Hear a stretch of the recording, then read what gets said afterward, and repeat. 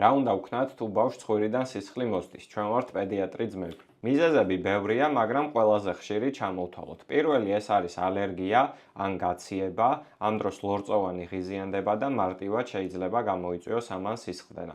მეორე ეს არის ტრავმა, ბავშვი შეიძლება ხშირად იჩიჩქნის ცხვირს, ან შეიძლება თამაშის დროს ბურთი მოხვდა, მსგავსი შემთხვევების დროს ასევე ხშირია ცხვირიდან სისხლდენა.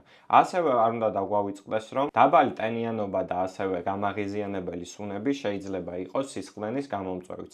მაგალითად ისეთი სუნები, როგორც არის თამბაქო, ან მათეთრებელი და ასე შემდეგ. რაც შეეხება სისხლდენის შეჩერებას, პირველ რიგში უნდა დავიმახსოვროთ, რომ ბავშვი არ უნდა წამოვაწვინოთ, თავი უნდა გადმოვაწევინოთ წინ, უნდა იყოს წამომდგარ პოზიციაში და ამის შემდგომ ჩვენ შეგვიძლია გავაკეთოთ რამოდენიმე რამ. პირველი, იმ საზღვარზე, სადაც ცხვირის ძვალი და რბილობი ერთმანეთს ემიჯნება, იქ შეგვიძლია მოვახდინოთ ხელით კომპრესია ან ცივი საფენი დავადოთ.